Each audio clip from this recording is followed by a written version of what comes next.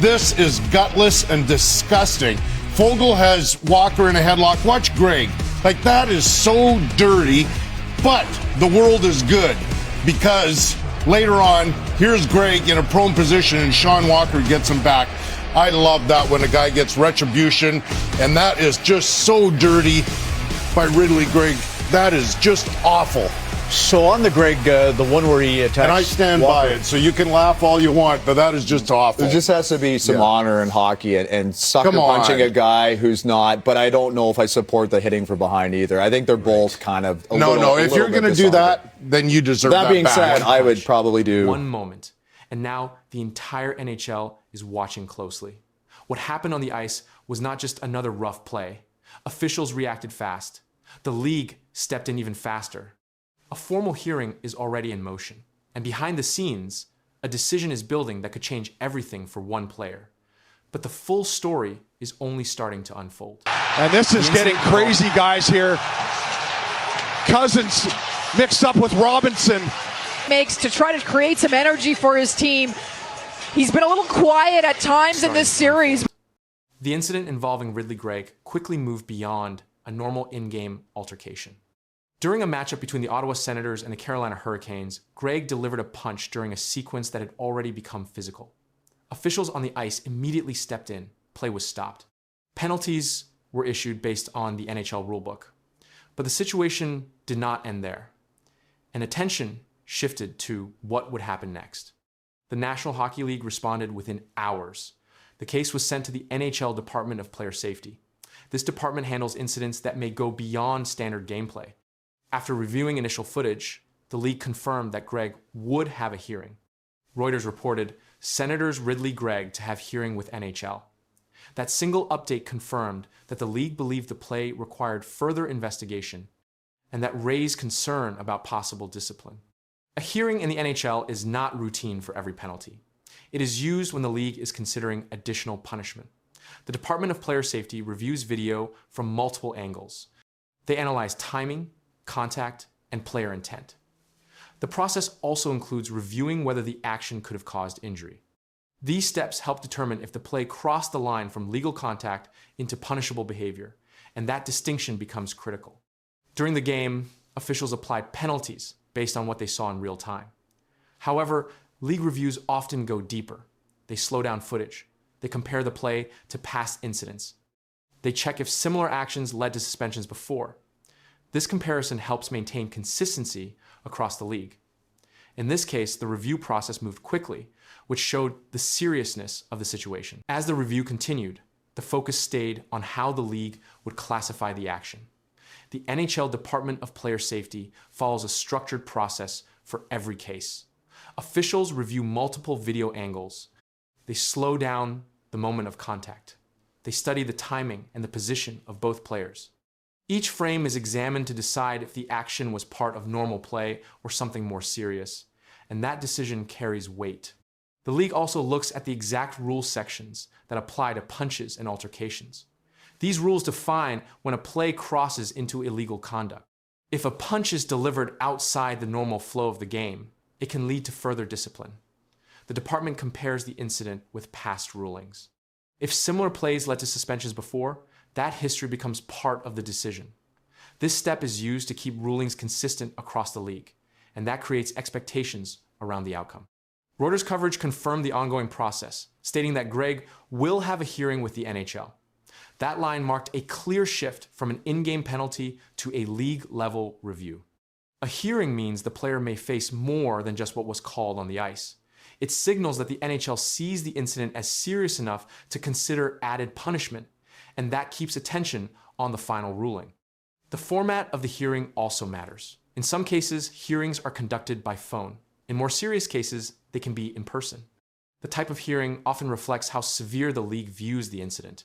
While the exact format was not detailed in early reports, the fact that a hearing was scheduled shows that the review reached a higher level of concern, and that raised questions about possible outcomes.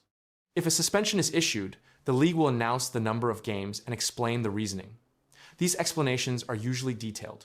They include the moment of contact, the rule applied, and why the action required discipline. The NHL often releases a video breakdown to support the decision. This allows teams, players, and viewers to understand how the ruling was made, and that adds transparency. For the Ottawa Senators, the situation remains uncertain. Line combinations and game plans depend on player availability. If Ridly Greig is suspended, adjustments will be required. Coaches may shift roles within the lineup.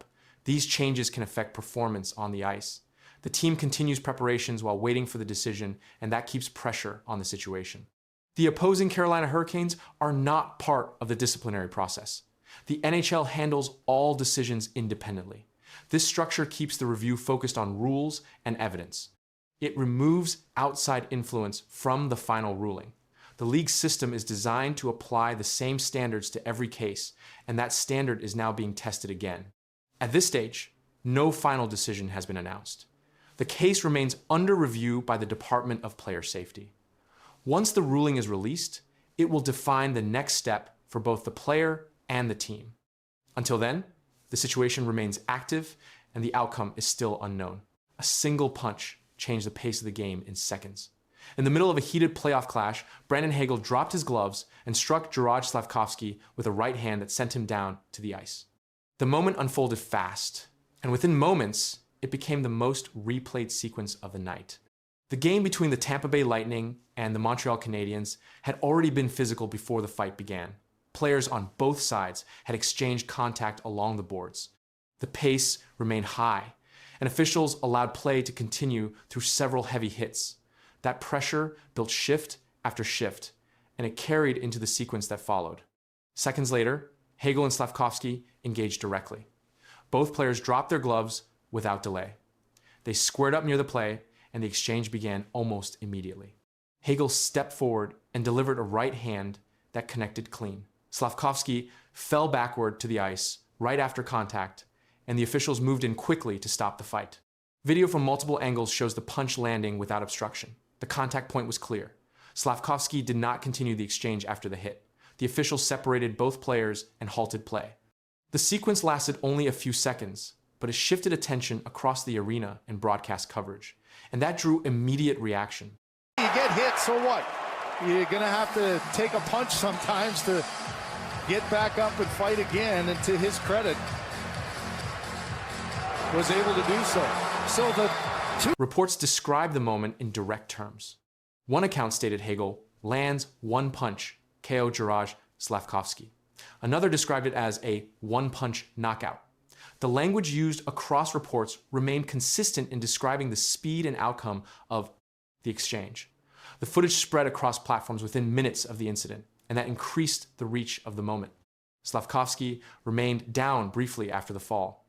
Medical staff and teammates moved toward him as officials maintained space around the scene. He was able to get up under his own power shortly after. The stoppage allowed both benches to reset, but the focus remained on the aftermath of the hit, and that held attention across the broadcast. The Canadiens bench responded after the sequence. Players remained engaged physically in the following shifts. The Lightning maintained their pace as well. The game did not slow down after the incident. Instead, it continued with the same level of contact, and that kept both teams locked into the same approach. Crowd reaction was immediate when the punch landed. The arena responded with a sharp rise in noise as Slavkovsky hit the ice. That reaction carried into the stoppage. The replay on the scoreboard repeated the moment, and the response followed, each showing, and that reinforced the impact of the sequence. Across media coverage, descriptions stayed focused on the outcome. The phrase, absolutely huge right hand, appeared in reports describing the strike. Another account noted Slavkovsky was knocked down in a fight against Brandon Hagel. These descriptions remained consistent in presenting the sequence without variation, and that shaped how the moment was reported. The timing of the fight also mattered. It occurred during a playoff setting, where each shift carries added weight. Physical play often increases in these games, but this exchange stood out due to its speed and result. The moment did not involve a prolonged fight. It ended almost instantly after the first clean strike, and that made it distinct. Officials maintained control after the altercation. No additional penalties were issued beyond the fighting majors. The benches stayed separated. The game resumed without escalation into a larger confrontation. That limited the incident to the two players directly involved, and that kept the focus contained. The replay continued to circulate after the game. Clips appeared across multiple hockey platforms. Analysts reviewed the mechanics of the punch and the reaction that followed. The sequence became one of the most shared moments from the matchup, and that extended its visibility. Slavkovsky returned to the bench after the stoppage. His shift status changed following the incident. Coaches managed ice time after the event. The Canadiens adjusted their lines as the game progressed. The Lightning continued their rotations without major change, and that reflected how both teams handled the moment. The sequence added another entry to playoff physical play this season. Similar incidents occur each year, but not all carry the same immediate impact. The combination of a clean connection and a quick fall created a moment that stood out. That distinction drove repeated coverage, and that kept attention on the play. As the game moved forward, the score and remaining time regained priority. Yet the earlier exchange remained part of the ongoing discussion. Broadcast commentary referenced it during later stoppages. The moment stayed within the narrative of the game, and that kept it relevant through the final minutes. 3 goals, 1 playoff game. And suddenly, the entire NHL is watching a different player.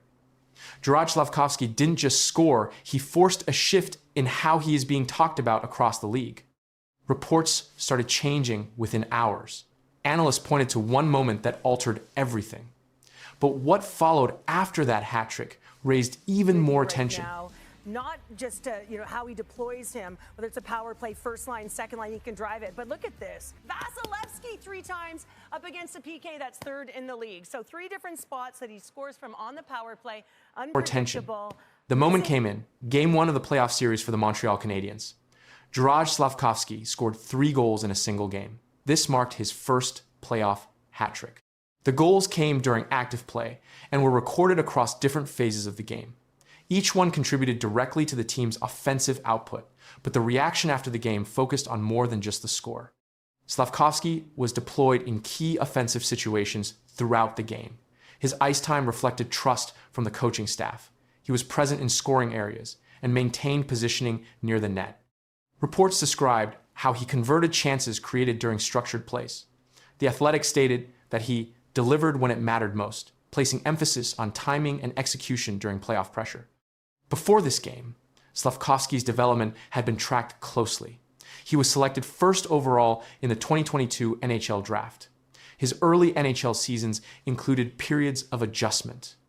Analysts followed his progress in areas such as consistency and decision-making.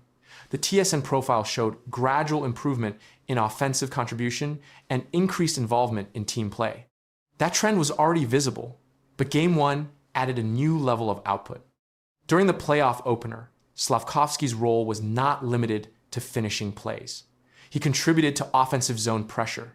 His line generated repeated entries and controlled possession during several shifts. These sequences created multiple scoring chances.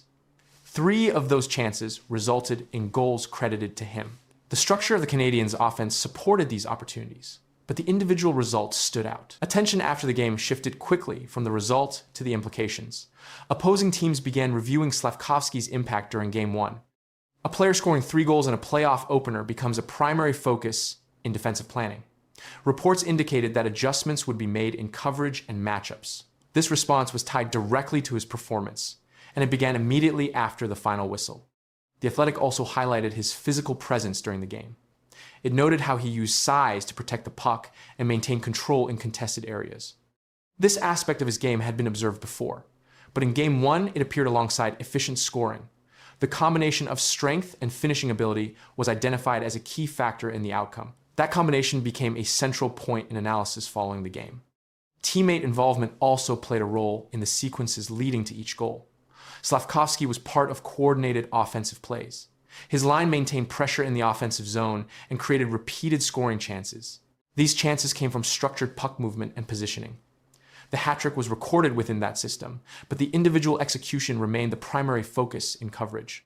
The performance also triggered a shift in how his role is being described. Before this game, discussions often centered on development and progression. After Game 1, the language in reports began to change. The Athletic referred to the moment as an arrival point, linking the performance to expectations for top draft selections. This change was based on the timing and output of the game.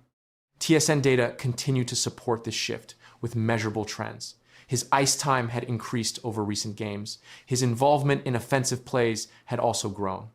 The hat trick added a high-impact event to those trends. It provided a clear data point that aligned with his upward progression. Analysts began comparing his current output to earlier stages of his career, and that comparison showed a clear difference. The Canadiens' overall structure also influenced the outcome. Their offensive system created space and movement in the attacking zone. Slafkovsky positioned himself in areas where scoring chances were likely. His ability to convert those chances was reflected in the 3 goals recorded. The team system provided opportunities, but the finishing was credited to individual execution. The timing within the playoff series continued to shape the narrative. A Game 1 performance sets the tone for the rest of the matchup. Opponents adjust quickly, and players who produce early often face increased pressure in following games. Slafkovsky's performance placed him at the center of those adjustments. Defensive attention is expected to increase, and that shift is already part of ongoing analysis. The Athletic included a direct statement linking the performance to expectation, noting that this is what top picks are expected to do in big moments. This quote connected the hat trick to a broader standard used across the league. It placed the performance within a category reserved for high-impact playoff contributions, and that connection continued to shape how the game is being discussed. Yeah, I feel fine. Obviously, it's progress, and there's a timeline, and you kind of have to follow that. So, but all in all, I feel pretty good, and it's just one day at a time. When was the first day you were on the ice? We were told you were going to be on the ice by yourself. How was it? Or how was it, and when was it? Yeah. It was. When was it? It's a great question. Early last week. Okay. Was the first time, and just progressed from there, got better, and it feels pretty good right now. But obviously, there's many steps still to go. Leon Draisaitl just broke his silence, and what he revealed is shaking the Edmonton Oilers at the worst possible moment, as the playoffs are right around the corner. His words did not confirm a comeback. They raised serious doubt, the team says.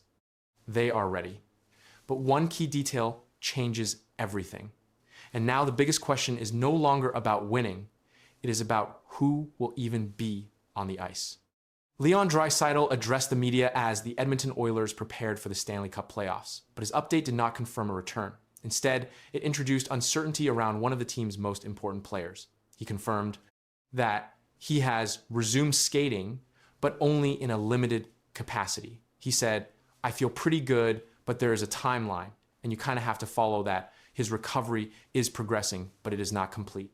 He explained that his first time back on the ice came earlier in the week. Since then, he has continued to improve step by step. However, he also stated that there are still multiple stages left before he can return to full competition. The Oilers have not provided a confirmed date for his return, and his comments supported that position. His availability remains uncertain, and that became the central issue. I don't know. We'll see. Obviously, there's steps that I have to follow, and there's certain things that I have to be able to do, and I'm not there yet right now. The focus shifted quickly to the start of the playoffs. When asked about Game 1, Draisaitl did not confirm that he would be ready. He said, "I do not know. We will see. I am not there yet." Right now, that statement made it clear that he has not reached full readiness. It also confirmed that his return depends on meeting specific physical and performance conditions, which are still in progress. He also addressed how the injury is being handled. He made it clear that not all injuries can be pushed through. He said that some situations require long-term thinking, not short-term risk. Medical staff are involved in every step. Decisions are being made carefully. The process includes both physical recovery and on-ice evaluation, and that slows down any immediate return. Draisaitl gave a direct explanation of the injury itself. He said, "This is not an injury that you force anything." With that statement confirmed that rushing back is not part of the plan. He also said he will reassess his condition later in the plan. Weak Depending on how he feels, he could return at the start of the playoffs or later in the series. No final decision has been made. He also noted that the team has shown strong stretches of play. He said there has been some really good hockey during this period. This indicates that the Oilers are still competing effectively even without one of their top players. However, he also acknowledged